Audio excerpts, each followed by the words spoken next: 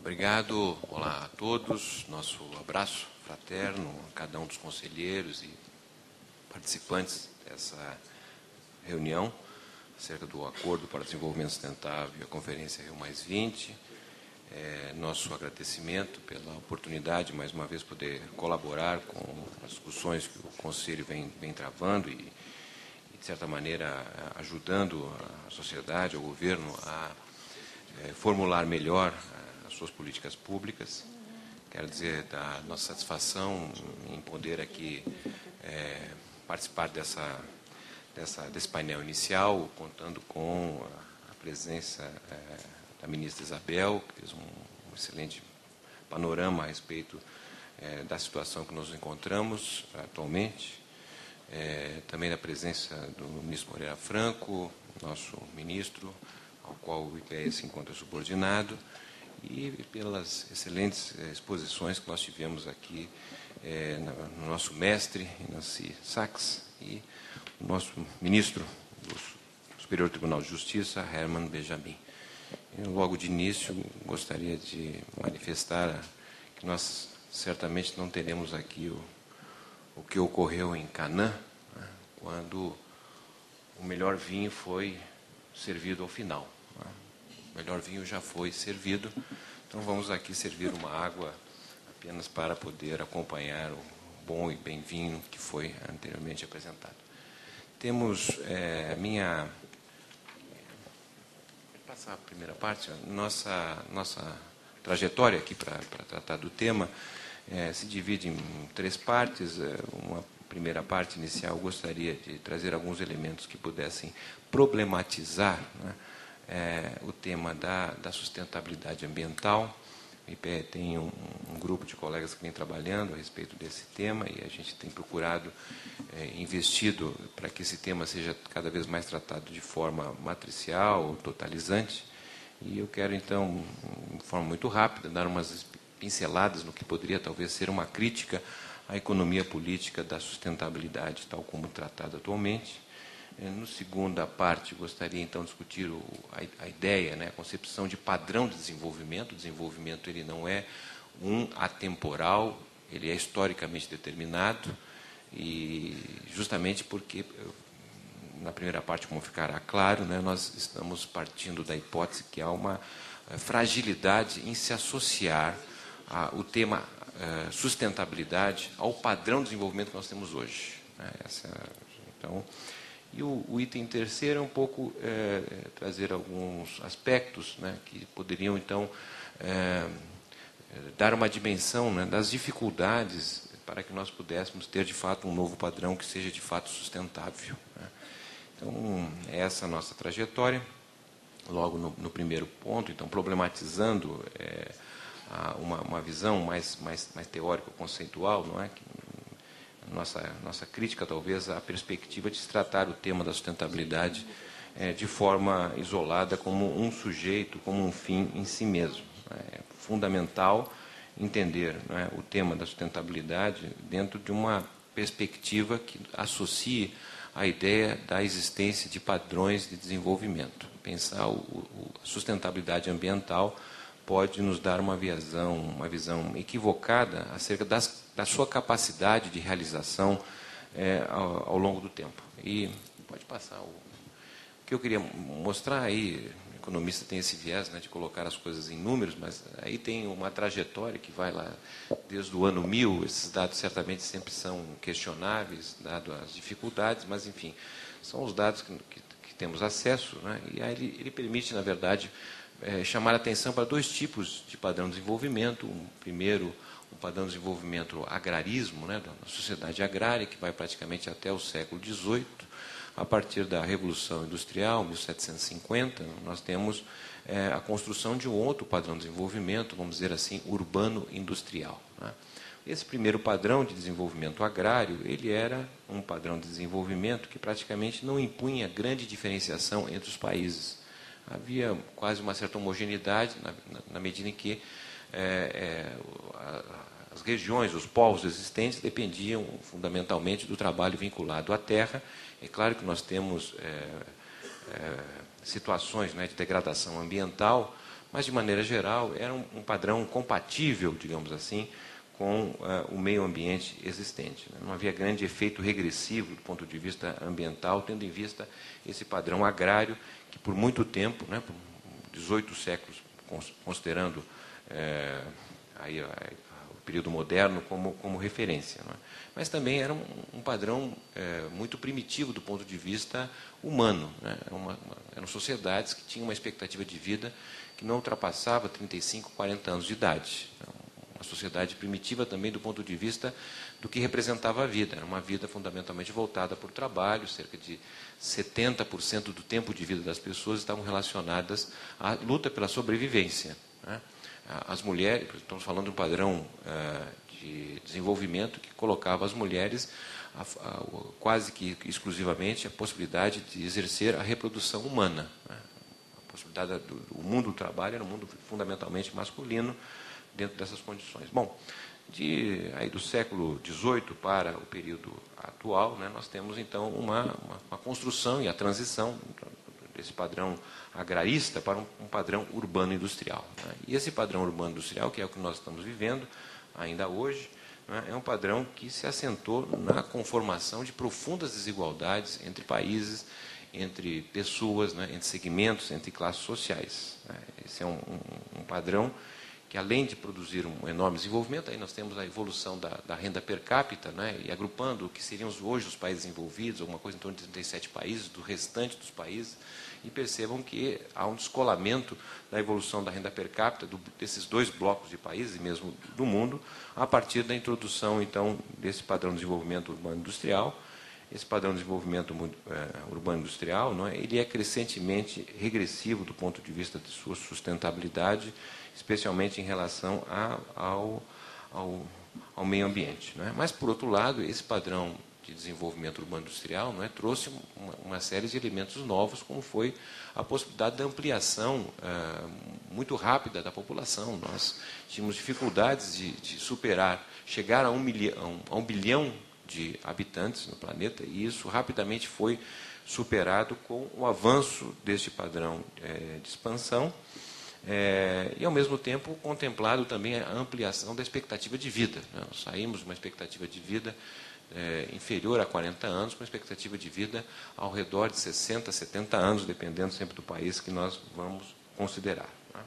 Bem, podemos passar para a próxima, que a gente vai ver rapidamente, já aí de 1820 para cá, como, na verdade, esse padrão de desenvolvimento urbano-industrial ele é fortemente dependente do consumo de energia e, obviamente, o consumo de energia como expressão da base material que ele pressupõe existir, da utilização do meio ambiente, dos recursos naturais para a sua própria constituição.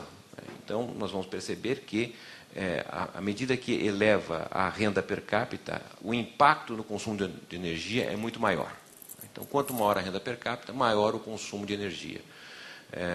Podemos passar para o próximo e vamos verificar a desigualdade no consumo de energia per capita quando a gente compara, por exemplo, Estados Unidos, Inglaterra e mundo. Em relação ao mundo, o consumo de energia nos Estados Unidos é 8 vezes maior.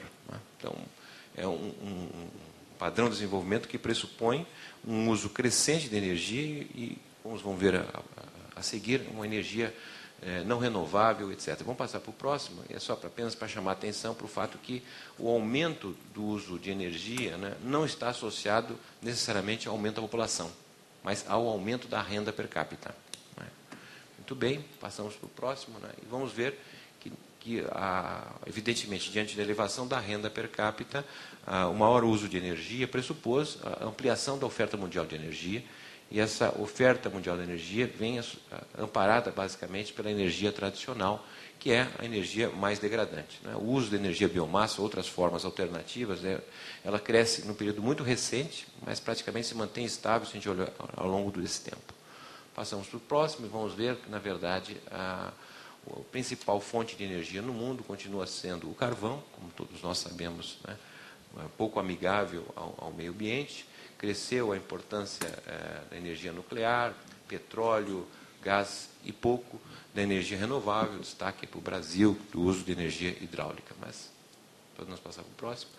Aí que eu queria chamar a atenção para o fato que a tensão em torno do meio ambiente, não é, que embora já tenha, do ponto de vista da literatura, não é, estudos que remontam ainda aos anos 60, a excelente contribuição do professor Enancy, entre outros, não é, mas, de fato, é um problema que vem se manifestando como um problema, não é, especialmente à medida em que esse padrão de desenvolvimento urbano industrial, anteriormente concentrado nos países ricos, começa a ganhar áreas de universalização. Ele começa a ganhar mais espaço em outros países, certo? E aqui apenas para mostrar o quanto os países não desenvolvidos, vamos dizer assim, né, são cada vez mais responsáveis pelo crescimento do mundo. Hoje, 75% da dinâmica mundial depende dos países não desenvolvidos, alterando, na verdade, a lógica que se verificou praticamente desde o aparecimento desse padrão de desenvolvimento no século XVIII até os dias atuais. Se a gente mudar o próximo, nós vamos ver que essa maior expansão, a maior importância dos países não desenvolvidos com responsabilidade na dinâmica mundial se deve justamente pelo avanço da industrialização. Certo? A presença da indústria e, por consequência, a elevação da renda per capita da população onde se instala e avança essa indústria e, por sua vez, aumentando a renda per capita, vai, evidentemente, fazer com que esse padrão de produção e consumo exija recorrentemente mais energia, não é? Para dizer a energia como síntese de tudo que significa, de tudo que está associado no padrão de consumo, que é basicamente o padrão de consumo fortemente degradante do ambiente. Né? Podemos até falar muito rapidamente de um exemplo do que significa isso, né? A modificação da lógica do que eram as habitações, do que são as habitações atualmente. De maneira geral, as habitações de hoje, elas têm um tamanho médio de quase 3 vezes quando comparadas às habitações de 100, 150 anos atrás. As habitações hoje são maiores, em média, do que eram as habitações há 100, 150 anos atrás. Nas habitações de hoje, residem, em média, 1/3 da população que residia nas habitações de 100 anos atrás, 150 anos atrás. Ou seja, as habitações de 150 anos atrás eram menores, muito menores do que são, na média, hoje, porém, tinham mais habitantes, mais moradores. As habitações 100, 150 anos atrás eram habitações cujo espaço era um espaço de sociabilidade, de educação, de reprodução, de educação. As habitações deste padrão de desenvolvimento que temos aqui, não é, pouco se conectam com a ideia da própria reprodução, tendo em vista a taxa de fecundidade extremamente baixa nos dias de hoje, ademais da ausência de um espaço de construção da sociabilidade, não é, de educação. Quer dizer, o que são as habitações de hoje? Que exigem um espaço maior com menos habitantes. Certo? As habitações de hoje, e que é o que se reproduz à medida que mais países se industrializam e se acoplam a esse padrão de desenvolvimento, é praticamente as casas, as habitações como espaço de depósito. Depósito de um conjunto, né, de bens que nos dizem que precisamos ter, a sociedade do tempo, precisamos ter para sermos reconhecidos. Então, tem que ser casas, não é, compatíveis com espaço para colocar um conjunto crescente de bens, de equipamentos que fazem parte da sociedade. Então, esse é o padrão urbano industrial. E, portanto, à medida que cresce... Bom, então, à medida que vai crescendo a renda, pode passar aí, só para mostrar como a indústria como sendo o sentido de sua universalização, não é? E à medida que nós estamos vendo a expansão, a universalização, aumenta o nível de renda, ainda que seja muito distante, esteja muito distante dos países ditos desenvolvidos, mas há um sentido de expansão. Passamos para o próximo. Aqui para chamar a atenção das diferenças de consumo de energia, não é? Que são comparando vários países, etc. Mas não há dúvida que, à medida que eleva-se a renda per capita, vai elevar o consumo de energia. Pode passar para o próximo. Bom, e aqui que está talvez a tensão que eu gostaria de ressaltar do ponto de vista do debate acerca de um padrão de desenvolvimento sustentável. A nossa hipótese é que esse padrão de desenvolvimento urbano industrial não é sustentável. Não é... É difícil, não é? Eu não vou chamar a atenção de forma categórica. É difícil associar a sustentabilidade a esse padrão de desenvolvimento. Não é compatível. Ele é compatível se nós interrompermos esse desenvolvimento e dizer o seguinte: olha, o desenvolvimento urbano industrial é apenas para 1/3 da população mundial. Aí, perfeitamente. Agora, a sua universalização implicará, não é, na elevação da renda, o que não é nada negativo, mas na consequência, um consumo de produtos que são degradantes ambientalmente. E aqui apenas para mostrar, se a gente olhar a evolução da composição do PIB, da produção do mundo, entre os países desenvolvidos e não desenvolvidos, nós vamos ver que a passagem do agrarismo para o urbano industrial, não é, foi feito com a forte crescimento da participação dos países desenvolvidos. No ano 1000, os ditos países desenvolvidos hoje representavam 10% do chamado PIB mundial à época. A partir, então, aí do século XVIII e XIX, esses poucos países passam a responder por maior parte da produção. E hoje, nesse início do século XXI, nós estamos vendo uma mudança nesse sentido, que são os países envolvidos cada vez mais respondendo pela produção. E certamente é uma produção de bens não sustentáveis. Não, esse não vou falar, quero terminar, destacando, portanto, que a nosso modo de ver, quer dizer, o que está em jogo é ou a construção de um outro padrão, que seja pós-urbano industrial. Tá certo? Porque padrão de desenvolvimento urbano industrial, nosso modo de ver, não se associa à sustentabilidade. Esse aspecto faz com que nós tenhamos, em contrapartida, a crescente visão do pós-desenvolvimento, pós-desenvolvimentismo, vamos chamar assim, que são aquelas visões que se verificam em alguns grupos, até mesmo países, que é a volta, digamos assim, à sociedade agrária, ao pré-capitalismo, se quisermos. A sociedade, uma visão mais primitiva do ponto de vista de que o ambiente é, entre aspas, imexível. Tá certo? Então, é um aspecto que vem ganhando dimensão, que é uma crítica, na verdade, a esse padrão de desenvolvimento, mas ele não oferece uma visão de futuro. Ele, na verdade, nos oferece uma visão que teria, por consequência, um retrocesso. Veja, a manifestação do Clube de Paris, lá no início dos anos 70, chamando a atenção para os limites desse padrão de crescimento, era uma visão que estava ali muito conservadora, já querendo ressaltar para o mundo que, olha, não dá para universalizar esse padrão de desenvolvimento, vamos mantê-lo, ele fundamentalmente, nos países ricos. A sua universalização vai criar problemas. E se nós formos analisar a posição de vários organismos multilaterais, está muito claro esse encaminhamento da impossibilidade. É uma visão, não é possível, deixa do jeito que está, uma visão imutável, mantém o mundo do jeito que está e impede os países envolvidos, em desenvolvimento ou não desenvolvidos, de acesso a esse padrão de consumo. Se quisermos lembrar, podemos lembrar o Celso Furtado, no seu livro Mito e Desenvolvimento, em 1974, que já chamava atenção. Olha, é um mito imaginar que é possível os países envolvidos internalizar esse padrão de produção e consumo, que só leva a reforçar o subdesenvolvimento. Porque para que uma parcela da sociedade possa ter acesso a esses bens de consumo que ele identificava como sendo de países ricos, é necessário aprofundar a desigualdade.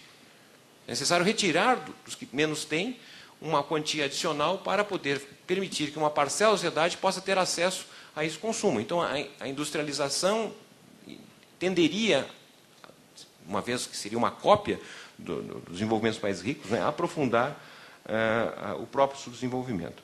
Quais são a nosso modo de ver, não é? A restrição. Mas eu vou aqui simplificar porque já está no meu limite de tempo. Quais são as restrições que nós vemos hoje para mudar de um padrão para outro? Essa aqui é o nosso... Simplificando, de forma irresponsável, eu vou dizer o seguinte. Primeira restrição é a ultramonopolização do capital. A ultramonopolização no setor privado. Nós somos cada vez mais governados por 500 grandes corporações. Se nós pegarmos qualquer setor de atividade econômica, nós vamos ver que lá que tem 4, 5 grandes empresas. E são elas a fonte de reprodução desse padrão. Essas grandes corporações são tão grandes que já respondem por 47% do PIB mundial. Nós estamos numa fase que não são mais países que têm empresas, mas empresas que têm países. As 3 maiores corporações mundiais têm um faturamento que equivale ao PIB do Brasil, que é considerado o 7º do mundo. As 50 maiores corporações transnacionais têm um faturamento que, se somado, supera o PIB de 150 países.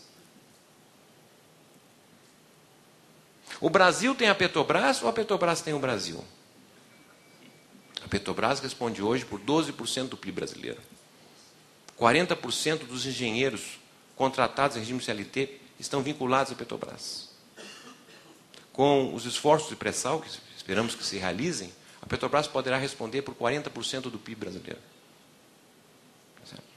Esse é o mundo das grandes corporações. É importante que o Brasil tenha grandes corporações, porque senão ele está fora desse mundo. Mas esse é o mundo. Esse mundo, né, da ultramonopolização, né, quem coloca em xeque a questão da competição, que não significa dizer que não tem micro e pequenas empresas, etc., mas são essas grandes corporações que formam o preço, decidem onde produzir, o que produzir, como produzir. Essas grandes corporações impõem, inclusive, restrições na construção democrática de políticas. Porque são essas corporações que financiam partidos políticos, certo? E até algumas ONGs também, porque elas são pragmáticas.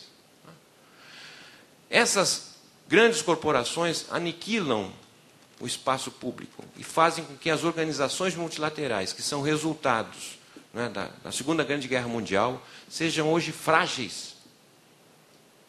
Impressiona dizer que estamos diante da mais grave crise desde 1929 e a Assembleia Geral das Nações Unidas foi incapaz de construir um evento para discutir a saída para o mundo? Quem é que fez algum evento dessa natureza? É o G20. O G20 não é nenhuma instituição. O G20 identificou com precisão, não é, que é impossível nesse mundo de hoje existir paraísos fiscais. Perfeito. Quem vai dizer lá para o país paraíso fiscal que, olha, acabou a festa, não tem mais... Né? Quem? O G20? Não vai. Portanto, estamos diante de uma questão chave, não é? Que é o espaço público. É o Estado nacional, é o Estado mundial, para fazer a contrapartida, não é, ao poder das grandes corporações. É óbvio que eu estou aqui simplificando, né, mas eu gostaria de deixar esse aspecto que me parece muito relevante, que é difícil construir um outro padrão de desenvolvimento que não possa contemplar o poder dessas grandes corporações, porque elas são chaves. 70% dos investimentos em tecnologias, né, são feitos por essas grandes corporações. Elas são as peças-chave. Mas, de outro lado, tem um conjunto da sociedade, tem a democracia. Quem é que manda numa cidade de 5 mil habitantes que, de repente, se instala uma grande siderurgia, que vai contratar 4 mil pessoas? Ótimo para aquela cidade, que, evidentemente, vai ter agora uma empresa que vai gerar empregos, que vai oferecer o seu faturamento até uma tributação, melhora o orçamento do município, mas, ao fim e ao cabo, quem manda mesmo na cidade é o prefeito democraticamente eleito ou a direção dessa grande corporação. Muito obrigado.